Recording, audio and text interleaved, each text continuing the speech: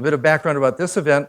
I knew from the day I took this job that I wanted to have Mel Konner come, because he's actually one of the very first people who really started thinking seriously about medicine in evolutionary terms.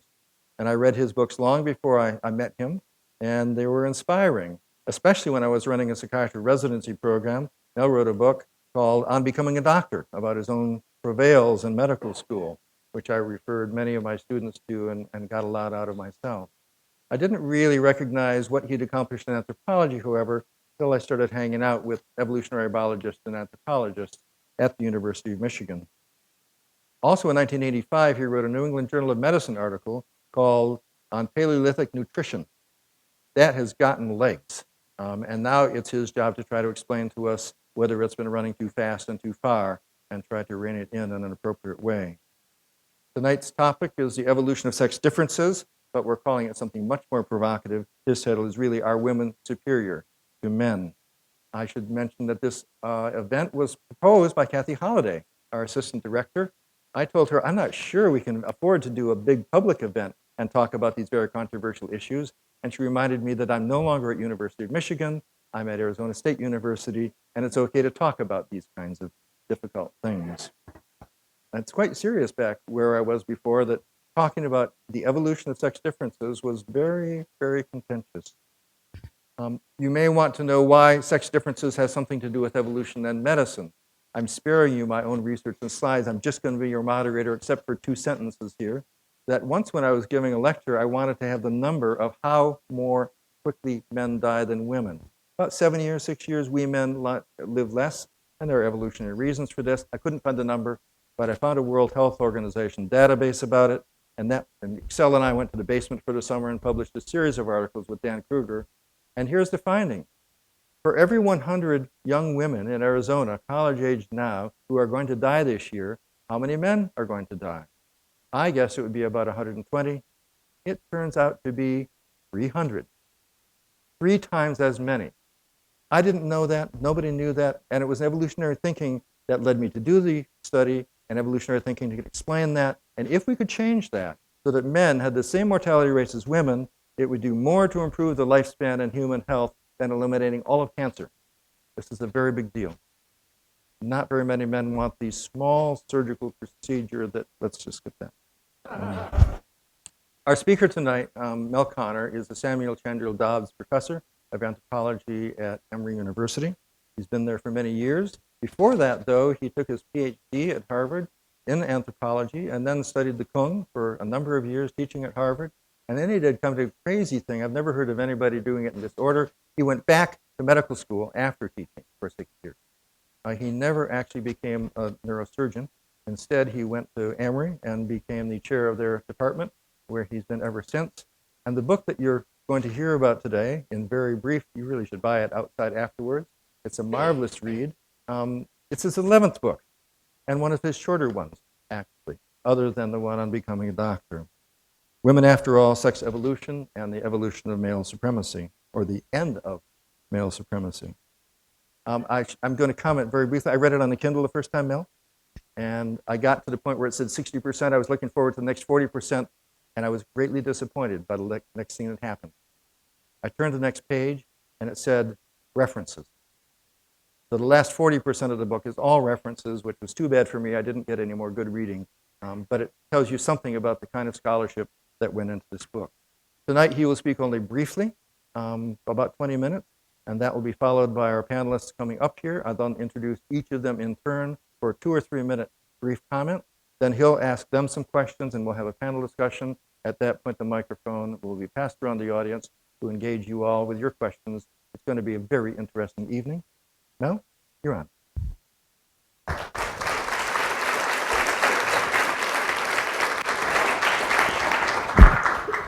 Thank you for that wonderful introduction, Randy. I hope my mother was listening. Actually, when I got my PhD, my father told my Uncle Herman, who was a plumber, now you have to call him doctor. And my Uncle Herman quite properly said, but can he fix a hernia? And of course I couldn't. Then some years later, I went to medical school, graduated from medical school. I still couldn't fix a hernia. And I want to tell you with embarrassment that to this very day, I can't fix a hernia. but I learned a lot in medical school, and it's been helpful to me in thinking through a lot of it. I want to say thank you to you all for coming. Thanks to the Center for Evolutionary Medicine, and to Randy Nessie and Kathy Holliday for their kindness in bringing me here, and thanks to panelists, Melissa Wilson-Sayers, Kim Hill, and Sarah Hurdy, and Sally Kitt. Thank you very much for honoring me with your interest in this and your comments to come. No. Okay. How about now? Can you want to put it up? Rick, can you want to adjust it a little?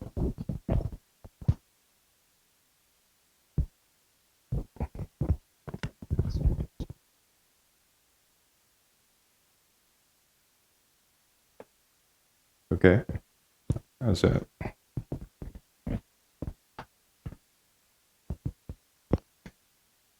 So I'm going to do a couple of things. One is to very quickly breeze through the subject matter of the book. Another is to say a little bit about how far and fast women are coming along, in my humble opinion, and then talk about a little bit about what's happening right now. And along the way, I'll tell you a little bit about some of the negative and positive reactions I've had to the book. I want to start by pointing out that there are 70 pages of notes and references, like Randy said, and for those of you who know a lot about the subjects I'm talking about, I can't present the evidence tonight in 20 minutes. But that evidence is there. So there have been misinterpretations of the book in various ways. I want to point out the first sentence says, women are not equal to men, they are superior in many ways, and in most ways that will count in the future. So I'm talking about specific things, and if you go to page 229, it is important to understand that the similarities, that's in italics in the original, between men and women's brains are much greater than any differences. The differences that exist are unrelated to general intelligence, but they are tied to specific dispositions. Men greatly exceed women in violence and driven sexuality, and that includes exploitative sexuality. And that is true across all cultures, and those are the traits that I'm talking about. So really what I mean when I say that women are superior in certain ways that will matter in the future, it's that they have less of those two tendencies. And you can take that statement to the bank. You can argue with me about why, but you can't argue with me about its existence. This is the epitaph, the epigraph, not the epitaph. We hope it's not the epitaph. Comes from the great suffragist leader and founder Elizabeth Cady Stanton, who said in 1869, after summarizing why women should get the vote after male immigrants got it and male unlanded males and male former slaves who had just gotten it the year before, she said, all these arguments we have today to offer for women, and one in addition stronger than all besides, the difference in man and woman. Because man and woman are the complement of one another, we need women's thought in national affairs to make a safe and stable government. That, if you read the rest of that speech and other writings by Elizabeth Cady Stanton, you can only conclude that she was a mid-19th century version of an essentialist, of what postmodernists call an essentialist. And I am an essentialist too. But I just come to different conclusions than some other essentialists do. So this chapter is, I'm just going to illustrate each chapter by a very simple, quick point. This is the level of testosterone through the life course in human males and females. And you notice that there's a high level of testosterone in the prenatal period in male embryos and fetuses. And there's increasing evidence that exposure to testosterone in the period of brain development makes a difference in male and female brains, and that explains part of gender identity, part of the sex difference in the tendency to violence, part of the sex difference in driven sexuality. I want to give you this quote from the article just this past Sunday, which I wish I'd thought of that category, is probably the prize winner of my life. Richard Friedman is writing about the changeability of gender. And he says variability in gender behavior shouldn't be confused with malleability. There's little evidence, for example, that you can really change your sexual orientation. Okay. There is tremendous variation in gender, and there's male and female, which I mainly write about in this book, but I also write about some of the things in between and combinations and things that are hard to label, and people who are hard to label and name. And there is this tremendous range of variability, but that's not the same as malleability. Malleability is changeability. Changeability is not nearly as great as the variability. The next chapter, Hidden in Darkness, is about the basic evolutionary principles. Why is there sex? Charles Darwin is one of the stars, but his grandfather Erasmus is also one of the stars of this whole history. He called sex the masterpiece of nature, which, by the way, I think only a man would do, the masterpiece of nature, and tried to explain it, but his grandson Charles said the whole question is still hidden in darkness. And in some ways it is still hidden in darkness, but thanks to Darwin and his modern followers, we have learned a lot about about sex and sexual reproduction. So one thing we've learned is that sex always involves conflict. It involves conflict between members of the same sex for access to the other sex. It involves conflict between the two individuals who are mating. This praying mantis male is being eaten either after or during sex act. Survival is not the goal of evolution. Reproduction is the goal of evolution, and survival is the handmaiden of that supreme goal. So here's a chapter called Picky Females, Easy Males. This is a concept that has been very controversial. See here a male and female of a species called cassowaries. This individual is about the same height as most of us in this room. And the principle articulated first by Darwin and then by Robert Trivers is that the sex it invests more in reproduction. It becomes a scarce resource that is competed over by the other sex, and that means the other sex that's doing the competing is often bigger, more colorful, and birds endowed with weaponry, and that's a result of the process of sexual selection. And of course, the female here is on the left. No, the female is on the right, because the sex roles are reversed from what your usual expectation is in cassowaries. And I want to tell you, you don't want to meet her in a dark alley or a dark forest. And cassowary females have killed people, and it doesn't happen very often. But they also kill each other in competing over males.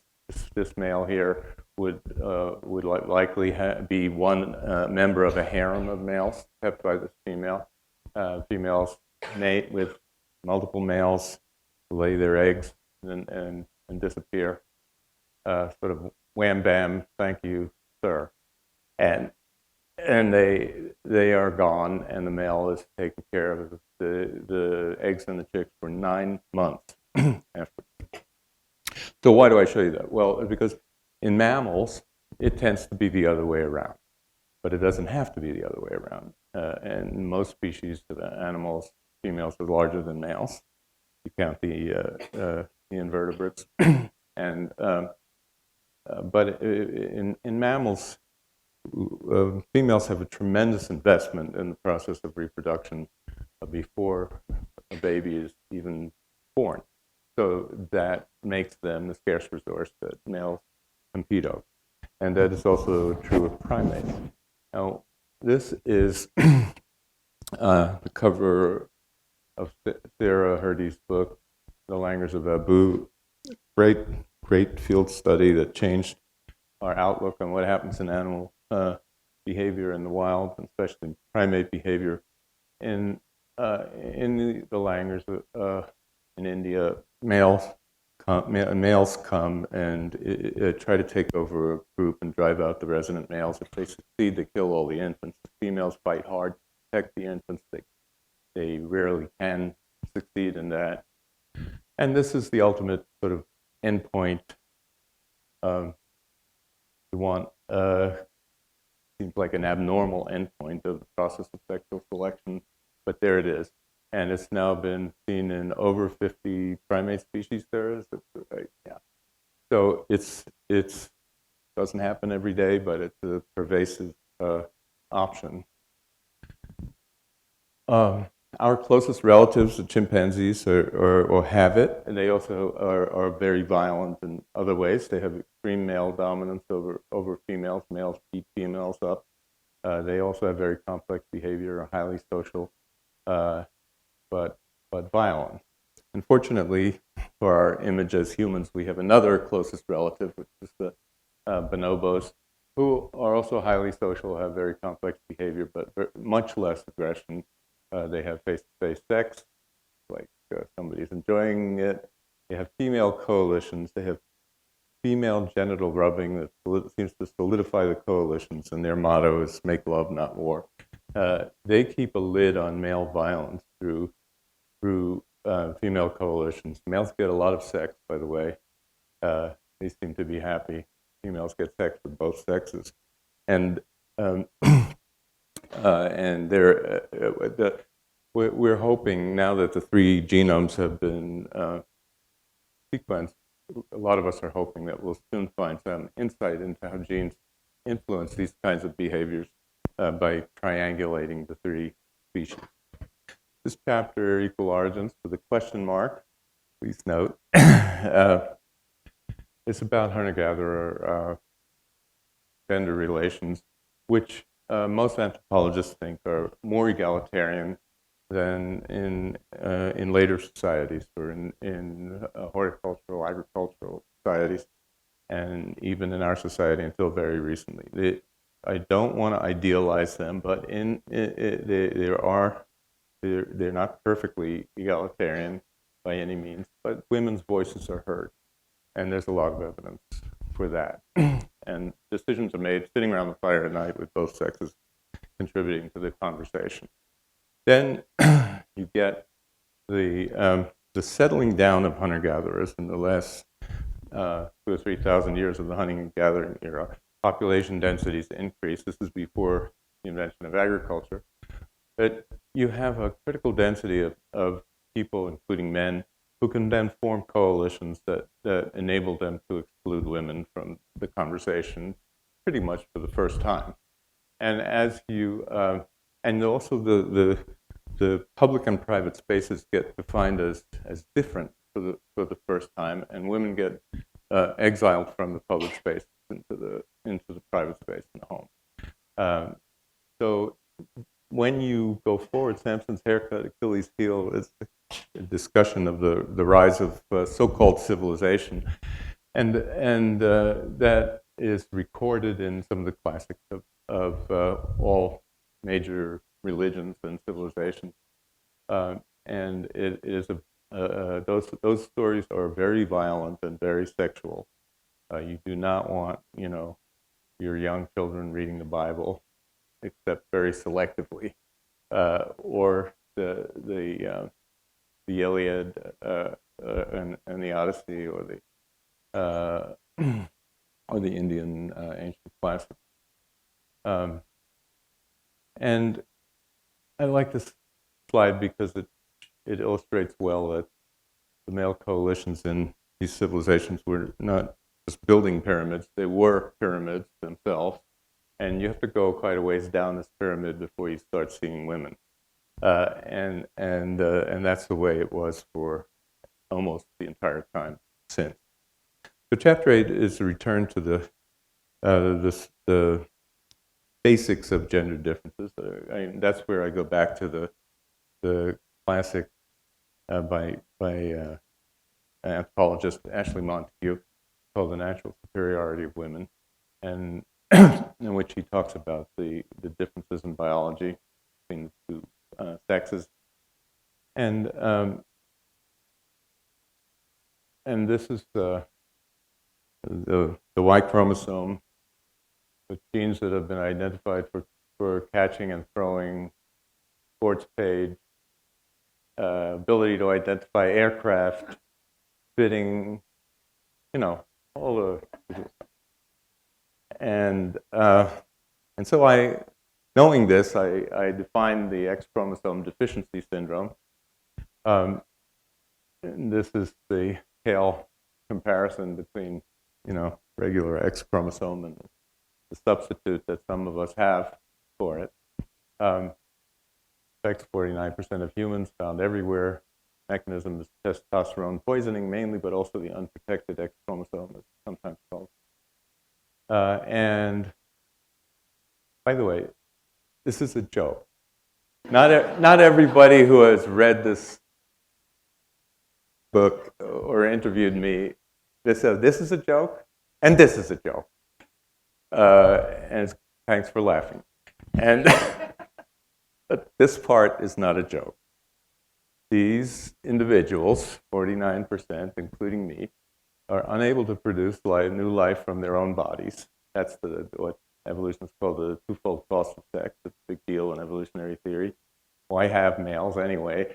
Higher mortality at all ages, as Randy told you, shorter lifespan, lots of high-risk behavior, tendency to violence, driven, including exploitative sexuality, premature hair loss, and a much more X-linked disease like color blindness and the like. So those are real consequences of having only this combination of sex chromosomes. Developing daughters is sort of a double entendre, because it's about how girls develop psychologically, not just in terms of what happens embryonically, but how girls and boys develop, but also in how we can develop them more and better. And I can't think of a better emblem for that. And this is reported on August 23rd.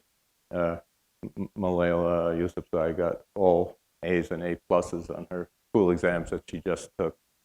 And incidentally, she already had gotten the Nobel Prize and promoted the education of women and girls throughout the world, which you see her doing in this picture. And so there's a lot of accounts in that chapter of the bad things that happen to women and girls around the world, outside the Western countries, and also inside, and what's being done about all that. And this is the story of what I think is an irreversible trend toward improvement in the conditions that women live in. One symbol that I like is we'll soon have a woman. I would like it to be Elizabeth Cady Stanton, but there are other candidates on $20 bill instead of or in addition to Alexander Hamilton. Very worthy and deserving guy, but about time we had a woman on our money. So here's 20 women elected to the United States Senate. That's the number. Those are the ones elected in 2012. It's the same number today. And it's 20 out of 100. What's that? So look at the trend. 1975, 0. Today, 20. Where does that look like it's going? Here's this pathetic graph of women CEOs by time, and CEOs of Fortune 500 companies. It really looks really looks bad, 5%. But if you zero in on the curve, it looks like a takeoff, and that's what I think it is.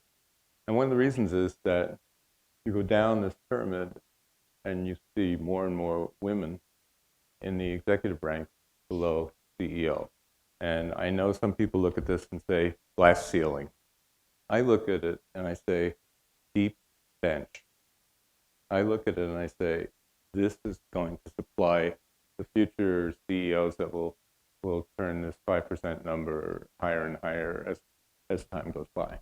And you know, the overwhelmingly male boards of directors chose women in these 5% of Fortune 500 companies. I'll bet you anything that they didn't do it as a civic duty or because they wanted to help make little girls feel better about about who they see in these positions. They did it because those were the best women that they had at this level. And they're going to keep doing that more and more because there are more and more women coming up. Now here's a graph of college graduates. I graduated from, so happens in this year, from college, 1966, and it was about 30-something% women, 39% women, and 61% men.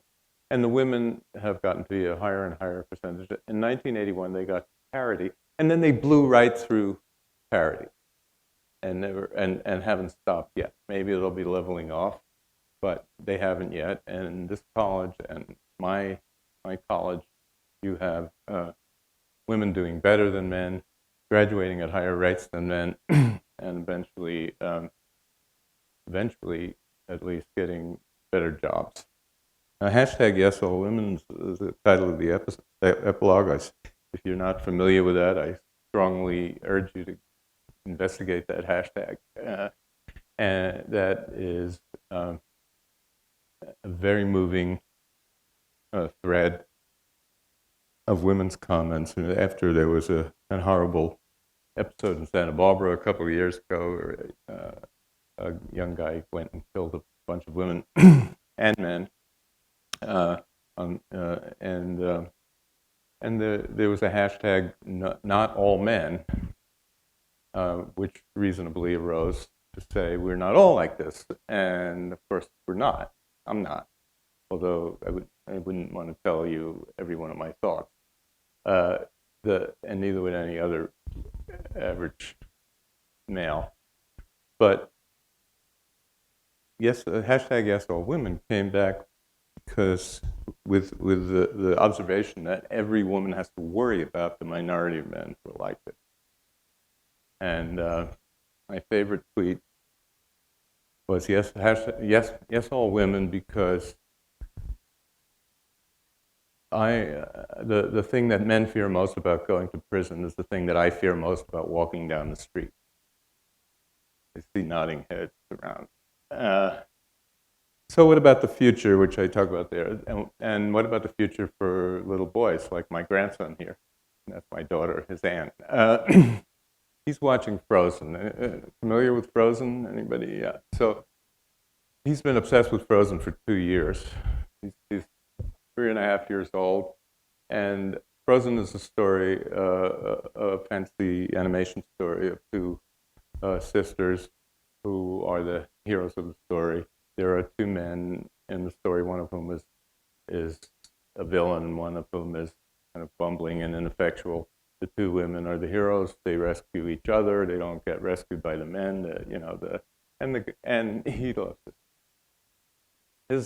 His mother is an attorney.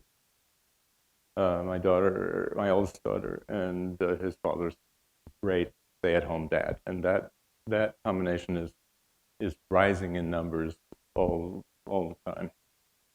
And I'm very, very interested in his future, just like I am in the future of my daughters and my new granddaughter who was just born. Well, let me tell you a little bit about the response to the book. I want to show you some of the graphics The Wall Street Journal had a pre-publication excerpt adaptation here, which did a wonderful thing with this sword, I think, turning it into the female symbol. I like the graphics, and I'll show you a few of those. This is a woman staff sergeant. This is the cover of the second section of the Times of London. It's all over boys, the end of male supremacy. And it's a man who's saying that. So that's one of the reasons that I thought I should write this book. Because a man needs to say it too. Lots of women have said it, but now for them it was news that a man was saying it. The other big reason I wrote the book was for 4 reasons: three daughters and a granddaughter. This is the Chronicle of Higher Education graphic. Gotta love that one. And one in the Emory News. So this is the response I got to the Wall Street Journal. I don't know. Is this allowed here? Right. Okay, here's another one. Sometimes the liberal mind will just amaze me. You know, Melvin, you just can't put a label on your kind of stupid. And the guy gave his name Texan. Okay. And you got published. That's more important than life itself. But it won't have a lasting legacy. Okay, let me tell you what my lasting legacy is going to be. This is from a wonderful woman named Tammy Caputi, who's here tonight. There she is over there. And she wrote me the most beautiful letter that far outweighed all the ones I just showed you, and which there are hundreds. But so I happened on your book in the bookstore by accident. I can't tell you how grateful I am that you wrote it, that I found it. I've been feeling overwhelmed lately by the never-ending push by men to oppress women. I'm a resident of Arizona with anti-woman legislation and desire to control our reproductive systems has been particularly relentless lately. Your book has given me renewed hope that this hideous situation does not have to continue forever. So I got a few letters like that, but this was the best one. And Tammy told me that on Saturday she took her 3 daughters to, 2 of her 3 daughters, one's too young, to the Planned Parenthood rally. And she's fighting for women's rights. She allowed me to tell you that she grew up with a father who was a very successful builder, and he excluded her from inheriting or working in the business because it wasn't for girls, and her brothers took it over. She went to Wellesley, got an MBA at Simmons, came back to Scottsdale, started her own electric company, Yale Electric, and she's the president of Yale Electric. And you know why? Put these lights in this building, this very building. Isn't that an amazing coincidence? And so those boys who wrote to me, they can't hold a candle to this. Okay, last thing, what's happening now? Angela Merkel is contemplating a 4th term. She is already going to be the longest running head of a state in Europe.